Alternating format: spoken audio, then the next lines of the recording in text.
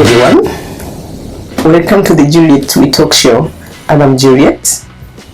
Thank you all for watching our videos, and please, if you have not subscribed, please subscribe. Today on the show we have Mr. Samuel Andreasson, our guest today. Andreasson. Samuel Andreasson. Sorry for that. Please, Samuel, introduce yourself to our guests so that they know who you are and so on. So, okay. Hello everybody. Hi Juliet. Hello. Thank you for inviting me to this opportunity to have an interview together with you. My name is Samuel Andreasson. Not Anderson. Not Anderson. A little bit more exotic than the typical name, Andersson. So Andreasson is the name. Yes. And I'm a born Congolese. I came to Sweden as a 5-year-old little boy. Oh. I was adopted to a Swedish family. Okay. So I grew up in the middle class community here in Sweden. Today I'm a 38-year-old man, very founded in freedom work. So I'm a freedom navigator. Yes. And I found deep interest in the work of developing the societies. I am very interested in health and training, food, cooking, that type of activities. Yeah. Okay. You are welcome. You're most welcome. And what we'll be discussing today is the situation in the world, the global situation which we are having right now, because it's a lot happening around the world, and we have a lot of questions about where are we going and what can we do to prevent everything which is happening. We can start with the floods. Almost all over the world, on every continent, there are floods here, floods there. What can we really do as humans to help out, to stop, to make the situation better? Like, I was watching one program about Nigeria, our brothers and sisters in Nigeria. It's catastrophe there.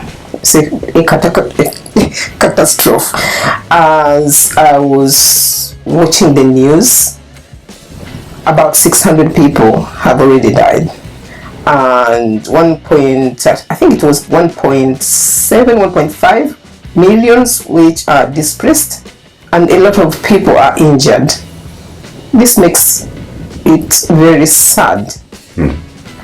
And it will, okay, we can say that it depends on the natural catastrophe, but still there are some things which the government should have done to prevent this. Like we were talking about the dam between Cameroon, and some kind of agreement between Cameroon and Nigeria which was supposed to be done, but the Cameroon built the dam and the Nigerians, I think they didn't build the dam and so on. What do you think about it, really? No, I think the answer is almost in your question, that it's about preparation. And governments who doesn't care about the well-being of the citizens, they don't prepare and inform the people about how they best handle situations like this, and how they set up an infrastructure in the country that prevent the catastrophe to happen in the way of destruction and so on. Because we can't change the weather phenomenon. I mean, so we have to live under the conditions that we have. And something to add to this is that we also have influences of powers that use something called weather weapons. So add to all of this that the drought and the famine in the world today is also manifested through very high-tech technology that is hidden from the public knowledge. So it's a part of it, to cause destruction. Yeah, well, anyway, for us... But it's the people to be aware about this and prepare for the best for their families. So, for example, it's not a good idea to live in a city when it comes to if a city falls, it becomes very difficult to find food for the families and so on. So it's better to have a relocated area with a small community of like-minded people that are prepared for the worst and live under conditions and cultural influence that you agree with. Yeah. So that's how you can handle the worst outcome of it. Okay. Anyway, when we come back to Sweden, we just come back to Sweden now, and we have our own. Actually, we thank God the system here is working. When compared to other countries, have changed a great deal. Yes, we can say that things have to change. They cannot stay the same, but still, the situation, the mind of people, how the people are thinking today here in Sweden, it's not very healthy, because just how can we help our people or the society to see to it that no one, especially the young generation, that they go in the right way, they take the right path. Yeah. Wow, yeah, that's a very interesting and telling question about the current situation in Europe in general. When it comes to the migration that has been going on since early 90s. And it kind of exploded in the 2014 after the Libyan war that then led up to the Syrian war and created a lot of refugees from the northern African region to come to Europe.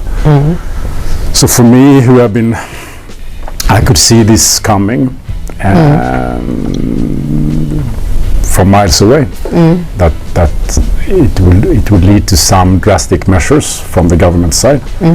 So then you can ask yourself, was it purposely done to overflow countries in the way that then leads to that the citizens of the country vote in politicians or asking for the need of drastic measures to handle the consequences of the mass migration, and that's what have happened now. So now it comes in a government, you have the mandate from the people to solve the situation, because people see the problems when it comes to the criminality and the what do they call it, multicultural societies that they first promoted as something very that everybody will enjoy it. But I think if you look honestly, wherever you come from, whatever color you belong to, you can see that no one really feels home in a country where there is a multicultural agenda that is going on.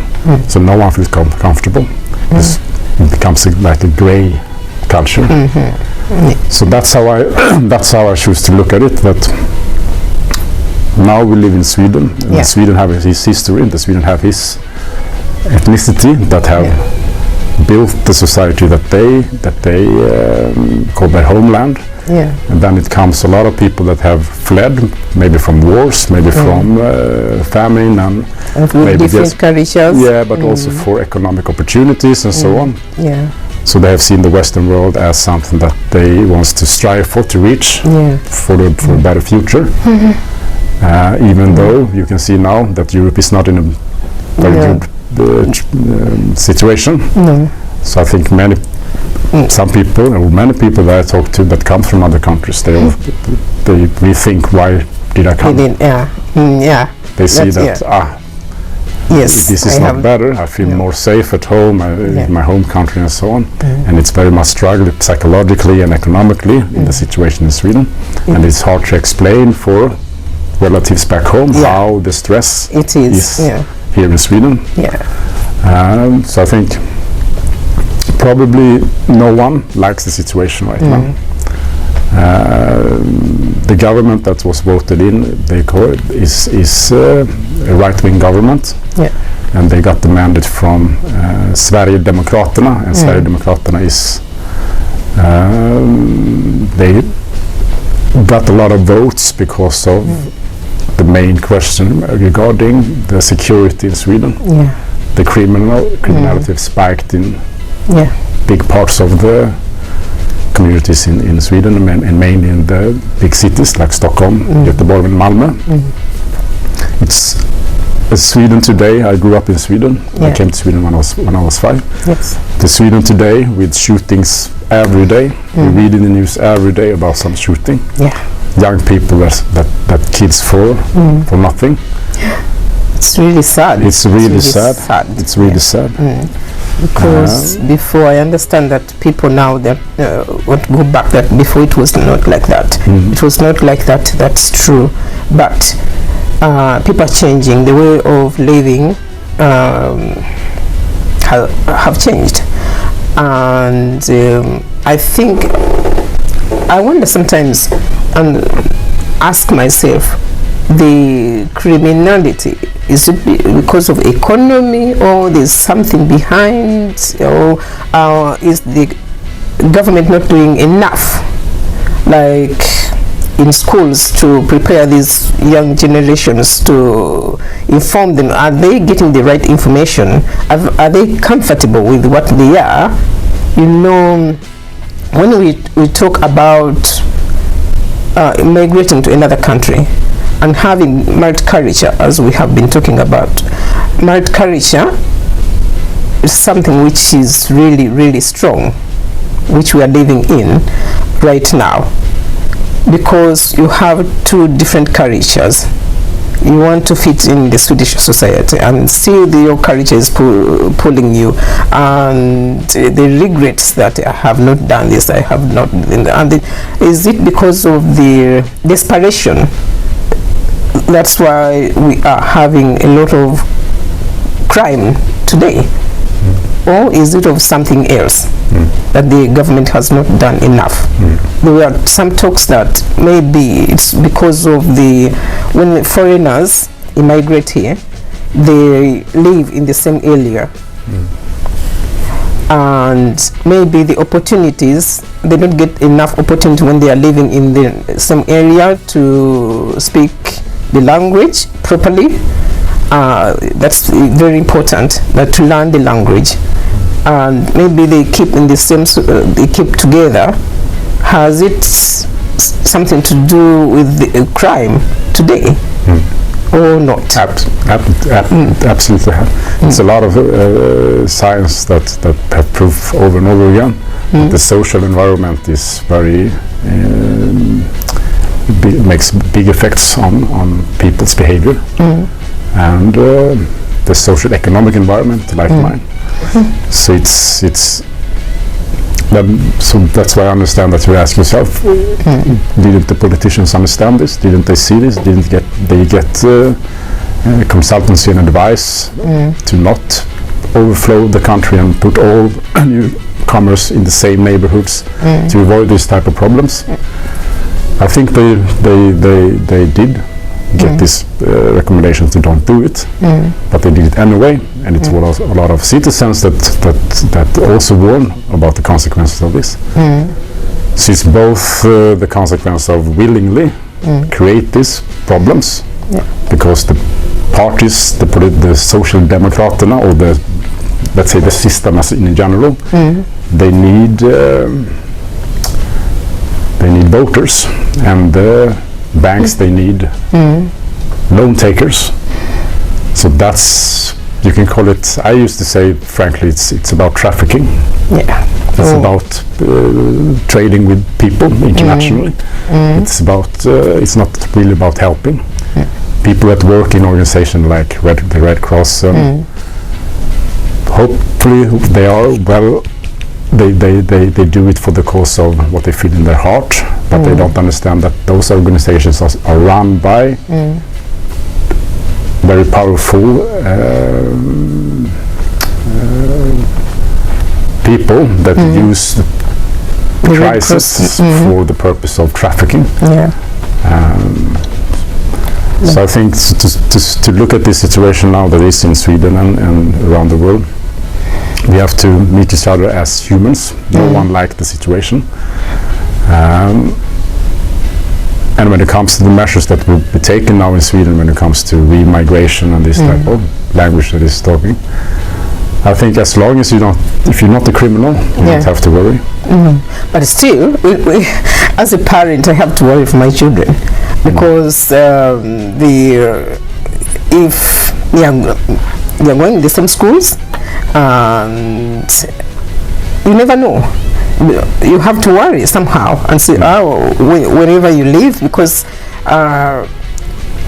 like the shootings have happened in different areas.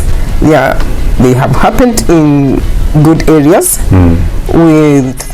which are known here, and they have happened in those areas. A lot of are happening in those areas which we know that it's a lot of foreigners are here and there, but there are still those areas where there are no foreigners. The shootings have been there, and you have to worry for your son, your daughter, and say, our children, because just recently there was some shooting.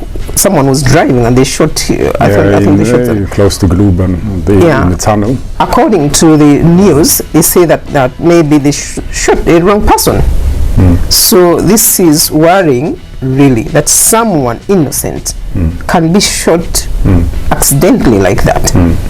And it worries you every day. Anybody can be shot because they mistake you for someone else. And it's worrying, really. It does. And the question is, how can we help as individuals to better to help the society to be better, to help these young children and the youth, so that they take the right path right now, instead of joining the gangs and doing this and doing that, because someone else is behind the gangs, who is we can call it a ghost, is behind these people, these children, and there must be some elders who are behind it. Because the children, maybe they are performing, but someone else is behind it. How can we help as we adults, really? Is it that the government has to do more in schools to inform the children, or we have to engage ourselves too in the community, maybe to build new communities and organizations which can reach out and help? One of the things why we started the program is to bring out what's happening here in Sweden around us, because in Sweden we have not been very open about what's going on in the society, in our societies, in our small societies. We have not been all that open. We have not discussed much, having discussions with other people, with each other. The other countries, they do discuss issues, they bring up issues, but here we have not been all that good in discussing this. And maybe it helps us to look at the other community, the other countries, how they are performing and how they are doing things, and maybe we can copy something which is positive to start it here, which can help us in the society.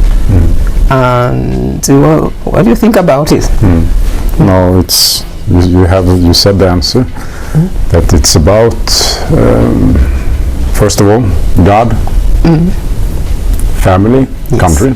That's the decisions that has to following those orders, to ask God for guidance, but also make decisions within your family, how to handle the situation when it comes to your children.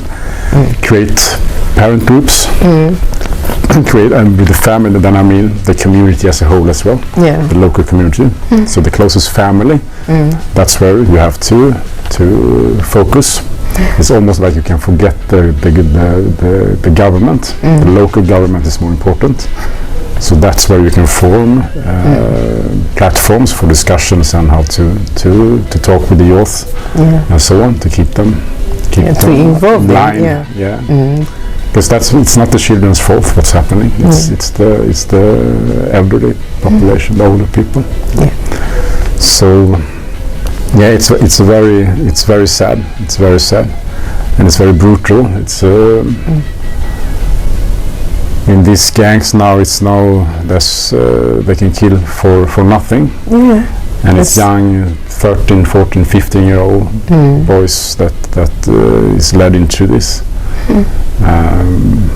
So it's very important that people wake up to this. Yeah.